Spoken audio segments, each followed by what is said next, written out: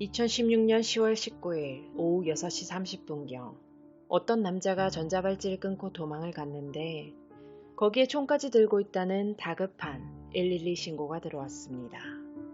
경찰은 곧바로 현장에 출동했어요.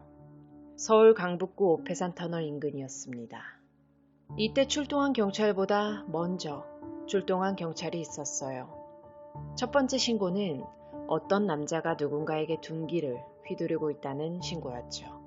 신고를 받은 서울 강북경찰서 상황실에서는 코드 제로를 발령시켰습니다.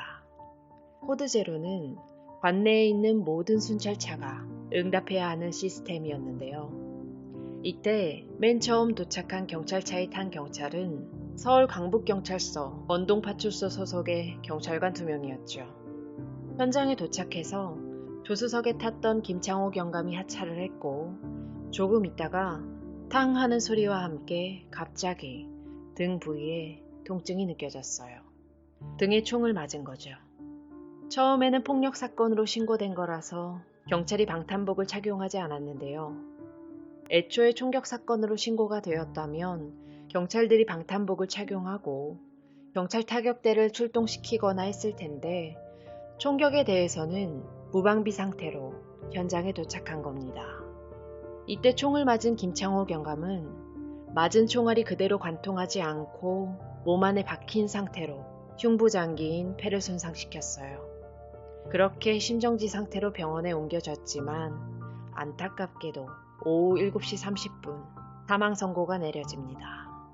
같이 출동한 경찰관 1명은 총소리가 나자 순찰차 뒤로 엄폐해서 다행히 무사할 수 있었죠. 범인은 이후에도 도착한 경찰들에게 계속해서 총을 쐈어요. 이에 경찰도 발포를 시작하면서 공포탄 1발, 실탄 3발을 쐈고 이 중에 2발을 맞췄지만 범인이 입고 있던 방탄복을 뚫지는 못했습니다. 방탄복은 물론이고 머리에 헬멧까지 쓰고 있었어요. 약 10분 동안 숨막히는 대치를 하다가 경찰관 1명과 시민 1명이 범인의 뒤로 돌아가서 그리고 다른 2명은 정면 풀숲에 숨어서 기회를 노리다가 단숨에 범인을 제압했죠. 이 4사람도 정말 위험천만했는데요. 범인이 체포 당시 가방을 둘러매고 있었는데 그 가방 안에는 17정에 달하는 사제 총기와 칼 7자루 그리고 사제 폭탄 1개가 들어있었습니다. 경찰이 발포한 총탄을 복부에 맞았지만 방탄복을 입은 덕에 다친 곳이 없었어요. 엄격한 총기 규제를 시행하고 있는 우리나라에서 경찰에게 총격을 가하고 또 경찰의 목숨을 앗아간 범인은 당시 46살이었던 성병대였습니다. 성병대는 2000년 채팅으로 알게 된 여성을 강간하고 본드를 마신 혐의로 징역 2년 6개월에 집행유예 4년을 선고받았는데 집행유예 기간에 또 다른 성범죄를 저질러서 징역 5년을 선고받아 복역했어요. 그리고 2007년 의정부 교도소에 있던 시절에는 소속 교사를 주먹으로 때리고 필기구로 얼굴과 목을 찔렀고 이를 제지하던 교도관까지 폭행한 일로 징역 2년의 추가 징역형을 선고받았습니다. 그것도 모자라서 청송교도소 수감 시절이었던 2008년, 2009년에는 교도관을 보조하는 김씨가 배식되는 음식과 식수에 유해물질을 넣는다는 헛소문을 퍼뜨리다가 명예훼손죄로 벌금 100만 원을 선고받기도 했죠. 그리고 추가 형기까지 끝난 2012년 9월 안동교도소에서 출소하게 됩니다. 2014년 1월 법원으로부터 5년간 전자발찌를 부착하라는 추가 명령을 받았는데 이것도 항소심을 통해 3년으로 축소해서 확정받았어요. 2014년 4월 14일부터 2017년 4월 13일까지 이 기간이 전자발찌 착용 기간이었죠. 그는 출소한 이후 2014년 12월부터 2015년 5월까지 떡집 3곳에서 시간제로 근무하는 일자리를 얻었는데 근무 환경이 마음에 들지 않는다고 그만뒀고 대출을 받아서 증권 투자를 시도했지만 수익을 내는 데는 실패합니다. 그래서 2015년 5월부터는 직업도 없고 소득도 없이 주로 집에서만 생활하기 시작하면서 극심한 생활고에 시달리게 됐어요. 지금 살고 있던 집의 월세가 25만 원이었는데 이것도 성병대에게는 큰 부담이었습니다. 월세가 더 저렴한 주거지로 옮겨야 하는 상황이었죠. 그래도 다행히 지금 월세보다 8만 원 저렴한 17만 원짜리의 월세방을 구했어요. 바로 이사를 했으면 됐는데 무슨 이유에서인지 이사를 계속 미루는 탓에 지금 살던 집과 앞으로 이사갈 집의 월세를 모두 내야 하는 상황이 생긴 겁니다. 갚아야 할 빚만 계속 늘어갔죠. 안정적인 소득이 없는 상태에서 그 전까지는 형제들이 그래도 도움을 줬던 것 같은데 2016년 4월 이후부터는 형제들에게도 경제적인 지원을 받지 못했어요. 다시 한 달이 지나고 나서 과거의 증권투자 명목으로 대출을 받았던 그 대출금의 이자가 연체될 지경에 이르게 됩니다. 그래서 성병대는 집주인에게 보증금 300만 원 중에 70만 원을 미리 달라고 했고 연체된 월세는 남은 보증금에서 공제해달라고 했어요. 그리고 관할구청에 긴급생계 지원을 요청해서 3개월간 매달 약 41만 원을 지원받는 방법으로 일단 급한 불은 껐는데 지원을 받는 것도 3개월이라는 기한이 있었고 또 아무런 일도 하지 않았던 상황이다 보니까 경제적으로 어려웠던 상황은 나아지는 게 없었죠. 차라리 직업도 좀 알아보고 일을 했다면 나아질 상황이었음에도 불구하고 그는 시도도 하지 않았어요. 뭔가 해보려는 시도도 없이 자포자기하면서 자신이 처한 이 상황은 모두 다 경찰 때문이라고 자신의 성폭력 범죄를 수사했던 경찰이 배후에서 조직적으로 이런 상황을 만들었다는 기괴한 망상을 하기 시작했고 이때부터 경찰에 대한 깊은 원망을 품게 됩니다. 그는 먼저 자신의 성범죄 수사를 했던 경찰서 소속 경찰관들이 자신한테 억울한 누명을 씌웠다고 망상하기 시작하면서 이들을 칼로 죽이겠다는 마음을 먹고 2016년 5월 서울 강북구에 있던 한 가게에서 칼날 길이 21.5cm의 회칼 4점을 구입하고 살해하기 용이하도록 손잡이 부분을 조금 더 기다랗게 개조했어요. 거기에 정확한 총의 사용법을 미리 알아두기 위해서 리볼버 형태의 비비탄 총을 구입했죠. 경찰이 사용하는 총기가 리볼버였는데 경찰한테서 총기를 탈취하려는 계획이었기 때문에 비슷한 형태의 비비탄 총을 산 거였어요. 이후 비비탄 총을 살상용으로 개조하기 위해서 2016년 5월 30일과 31일 이틀에 걸쳐서 폭죽, 파이프, 목재 등 필요한 재료를 구입합니다. 그리고 약 2개월간 사제총을 만드는 방법을 강구했고 이 과정을 통해 사제총기뿐만 아니라 사제폭탄까지 만들어내는 데 성공했죠. 이 머리로 더 좋은 일을 했으면 돈을 많이 벌었을 텐데요. 한편 2년 전으로 거슬러 올라가서 2014년 2월 15일 그는 당시 거주지에 입주할 당시 이 집을 소개해준 부동산 중개인이 자신의 옆방에 있던 이 씨와 동일한 사람인 줄로 착각을 하고 인사를 했던 일이 있었는데요. 이 씨는 성병대의 집을 소개해준 중개인이 아니었습니다. 그가 이미 집을 계약하고 나서 이후에 그 부동산을 승계해서 운영하던 거였기 때문에 그가 인사하는 걸 제대로 받지 못했던 겁니다. 이 씨의 입장에서는 모르는 사람이 인사를 한 건데 내가 인사를 했을 때 그 사람이 안 받아주면 기분이 썩 좋지는 않지만 보통은 그냥 못 받나 보다 하고 넘길 수도 있었을 텐데요. 성병대는 이 씨가 자신을 무시하고 경멸했다고 생각을 하고 매우 강한 불쾌감을 느끼게 됩니다. 이후 이 씨와는 별다른 교류 없이 지내다가 2015년 7월경 현재 살고 있던 건물에 대한 전기 계량기 설치 문제로 서로 말다툼이 생겼고 그 무렵 이 씨가 성병대에게 그가 살던 집 앞에 설치된 공용 화장실이 더러워진 원인에 대해서 그가 원인인 듯 하는 말을 듣고는 안 그래도 이 씨에게 불쾌한 감정이 있었는데 이 일로 극심한 분노와 적개심까지 품게 됐죠. 이 씨와의 일도 있었고 경제적으로 나아지는 게 없던 상황에서 억울한 강간 누명을 씌워 자신을 체포한 경찰관들 때문에 내가 이렇게 힘들게 사는 거다. 경찰은 모두 직장 동료의 한 통속이니까 자신에게 누명을 씌운 걸 합리화하기 위해서 지속적으로 자신의 삶을 방해하고 경제적인 궁핍을 해결할 수 없게끔 자신의 상황을 조종해왔다고 생각하는 등 망상장애 증세가 갈수록 심해졌어요. 게다가 자신의 삶을 방해해온 경찰의 최일선에는 자신을 경멸하고 무시했던 이 씨가 있었다고 생각했고, 이 씨가 경찰 조직과 한통속인 일종의 비밀경찰이라는 어처구니 없는 결론을 내립니다. 결국 이 생각이 이 씨에 대한 원망과 분노를 더욱 쌓게 만들었고 증오심까지 커지게 만들었죠. 성병대가 월세를 더 저렴한 곳으로 이사를 하려고 했잖아요. 그때 이사를 앞두고 이 씨가 비밀경찰인지 아닌지 확인해보고 싶었던 겁니다.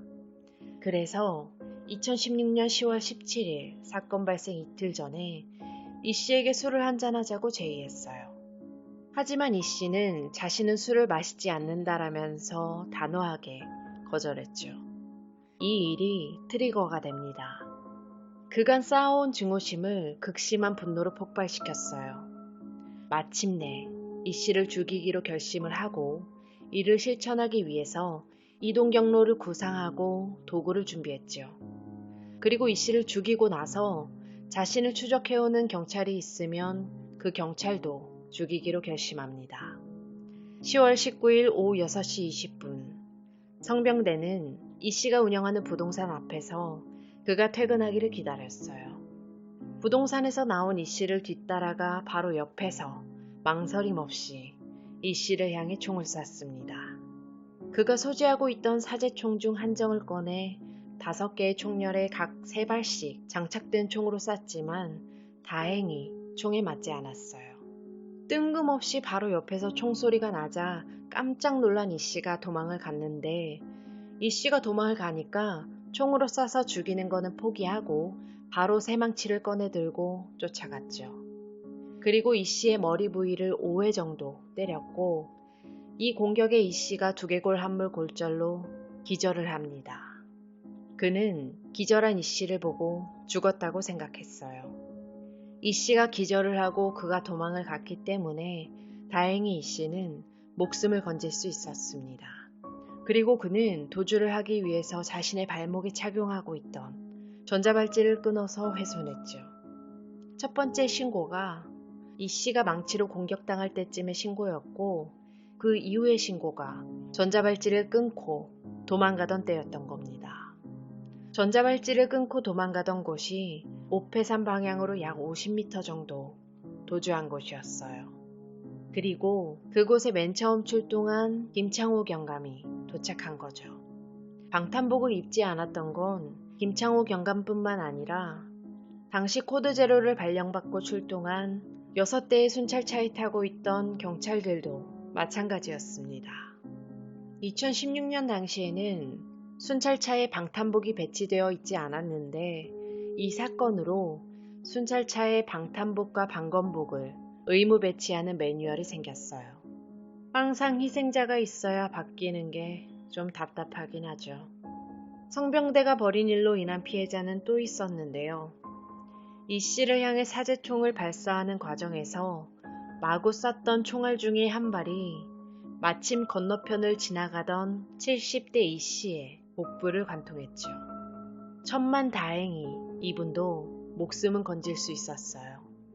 사상자가 발생하기는 했지만 그나마 초동 대응을 경찰이 했기 때문에 이 정도 피해로 사건이 마무리될 수 있었는데 전자발찌를 착용한 사람을 관리하는 부처인 보호관찰소 신속대응팀은 기껏해야 3단봉 정도만 휴대하기 때문이죠.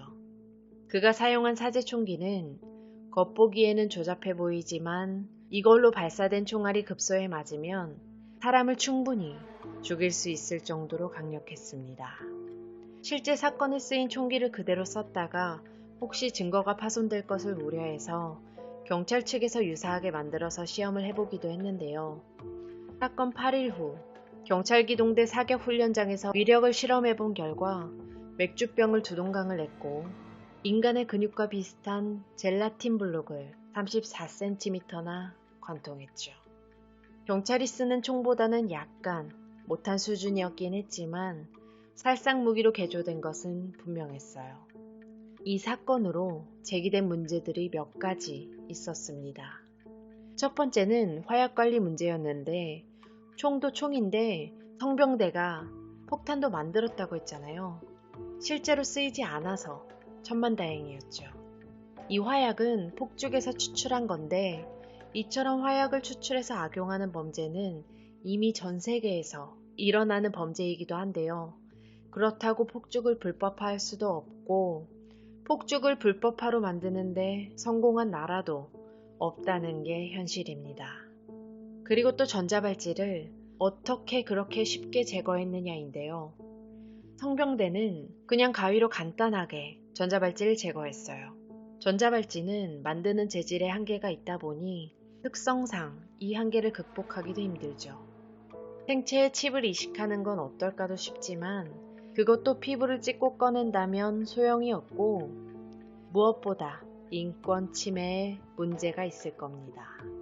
사실 전자발찌를 찬 범죄자들이 제거 방법이 어려워서가 아니라 제거하는 순간 바로 경찰에 통보되기 때문에 안 하는 거지 못하는 게 아니라는 거죠. 전자발찌를 찰 정도의 범죄를 저지른 사람이라면 차라리 내보내지 않는 게 맞지 않나 싶기도 합니다. 그리고 경찰에 대한 문제점도 제기가 됐는데요.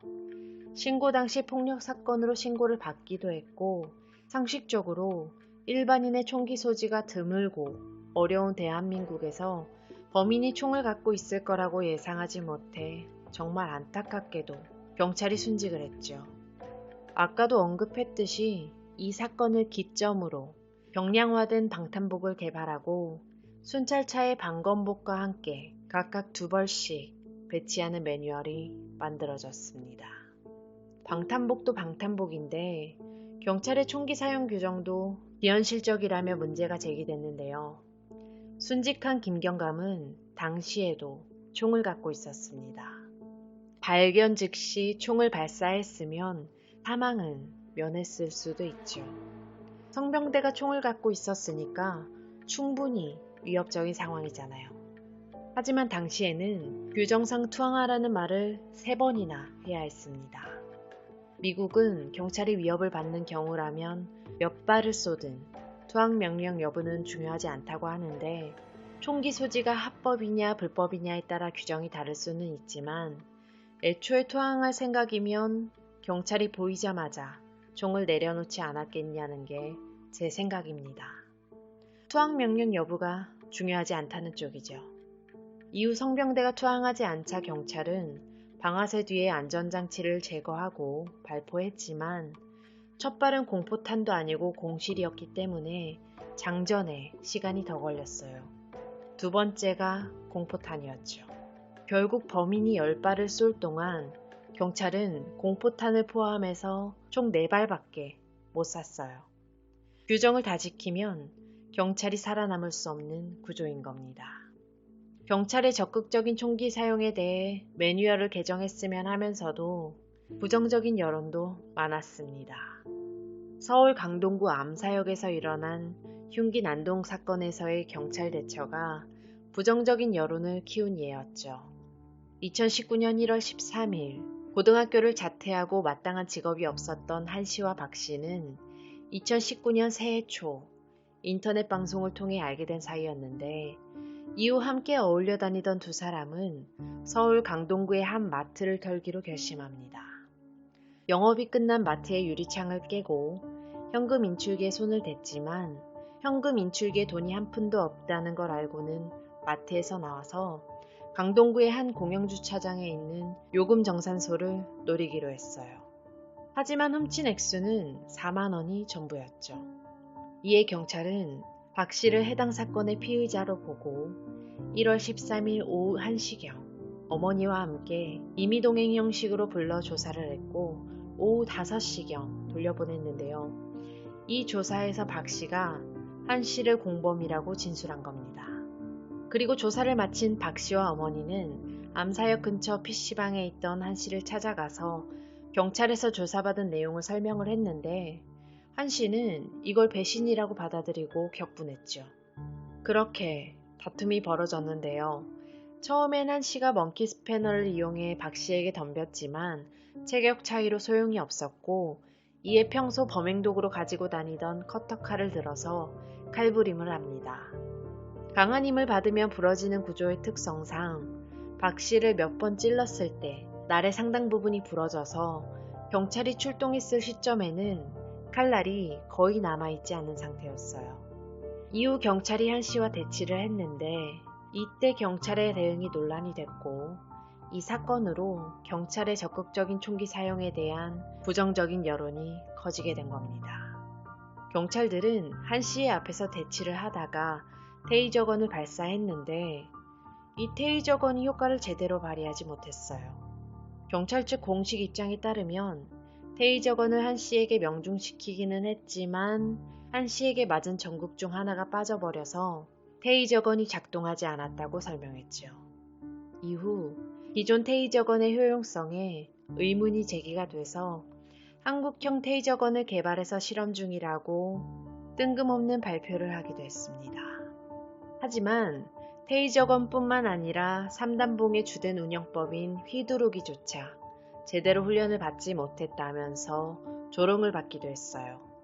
게다가 한 씨가 칼을 들고 상대방을 찌르는 등의 위협적인 난동을 부리던 상황인데도 위험성을 인지하지 못하고 구경하고 있는 사람들을 해산시키지도 않았던 겁니다. 그렇게 아무 조치도 취하지 않다가 칼을 든 한 씨가 사람들이 밀집되어 있는 쪽으로 도주하는 것을 방치하고 말았어요. 위험한데도 불구하고 구경하고 있던 사람들도 문제가 있었지만 애초에 유동인구가 많던 곳이었고 상황을 전혀 모른 채 모여든 사람들도 많았던 거죠. 도주만 시도했으니 다행이었지 만에 하나라도 도주하면서 사람들에게 칼부림을 벌이거나 인지를 잡기라도 했다면 걷잡을 수 없는 상황이 벌어졌을 겁니다. 이런 대처들 때문에 테이저건이나 3단봉 사용하는 것도 미숙한데 총기까지 사용한다면 혹시 무고한 희생자가 나오지 않겠냐는 우려였죠. 물론 경찰들이 대처를 잘하는 경우가 훨씬 많습니다. 하지만 매뉴얼이 개조되기 위해서는 훈련 시스템을 비롯해서 많은 변화가 있어야 하겠다는 생각도 듭니다. 성병대의 이야기로 돌아와서 그의 망상 증세가 심각해서 혹시 심신미약을 주장하면 어쩌나 했는데 심리학 전문가의 심층 면담 및 자문에 의하면 성병대는 인지기능이 온전하고 일부 망상을 제외하면 상황 판단에는 문제가 없고 치밀한 계획 수립 및 실행이 가능한 고도로 체계화된 사고를 하는 상태라서 망상적인 사고가 범행의 성립에는 별다른 영향이 없는 것으로 파악됐습니다. 그가 범행 며칠 전에 올린 페이스북의 글을 보면 자신을 감시한다거나 암살을 당할 것이라는 피해망상을 보이는 조현병을 앓고 있던 것으로 보였어요. 하지만 조현병에 대한 치료를 받은 기록은 없었습니다. 그리고 그가 갖고 있던 경찰과 같은 국가공권력이 자신을 감시하고 자신 몰래 집에 침입하려 한다는 망상은 그야말로 피해망상의 교과서적인 패턴이었죠. 페이스북 글뿐만 아니라 경찰들이 자신을 지켜본다고 쓴 내용과 함께 쫓아가서 욕을 하는 영상이 여러 개가 있었는데 경찰 제복과 비슷한 스타일의 옷을 입은 사람들에게도 욕을 한 것을 볼 수 있었어요. 심각한 피해망상이 있다는 증거이기도 했죠. 또한 자신을 일본의 침략을 막을 영웅으로 생각했던 것으로 알려져 있는데 이런 피해망상과 자기 영웅화에 빠져 있다는 점에서 미국 버지니아 공대에서 총기 난사 사건을 일으켰던 조승희와 닮았다는 분석도 있었습니다. 성병대의 1심 재판은 국민참여재판으로 진행이 됐고 무기징역이 선고됐어요. 이후 검찰과 피고인이 쌍방으로 항소합니다. 이 와중에 그는 재판장이 경찰의 청탁을 받고 불리한 재판을 하고 있다면서 재판장 교체를 요구를 했고 4번이나 법관 기피 신청을 했어요. 결국 2019년 1월 8일 대법원에서 무기징역이 확정되어 현재는 무기수로 복역 중입니다. 성병대는 대다수의 범죄자와 마찬가지로 전과 1범으로 끝나지 않았어요. 우리나라 범죄자의 재범률이 높다는 겁니다. 일반적인 재범률은 보통 3명 중 1명이 다시 범죄를 저지르고 성범죄자는 무려 50% 이상으로 일반 범죄자에 비해 높은 편으로 다시 범죄를 저지른다고 보고되고 있는데요. 다양한 교육 프로그램과 사회복귀 지원, 그리고 직업훈련 등이 실시되고 있음에도 이렇게 재범률이 높다는 것은 사회적인 낙인과 차별, 그리고 경제적인 어려움, 심리적, 정신적인 문제, 또 교도소에서 범죄를 저지른 사람들과 지내면서 오히려 범죄 기술을 배우거나 범죄에 대해 무감각해졌기 때문에 재범률이 높아진다고 볼 수 있죠. 그리고 너무 쉽게 출소할 수 있다는 것, 애초에 너무 가벼운 처벌을 받는다는 것 또한 문제라고 생각합니다. 요즘 너무 많은 범죄가 일어나고 있어서 사람을 만나는 것도 무섭고 미래가 두렵기도 한데요.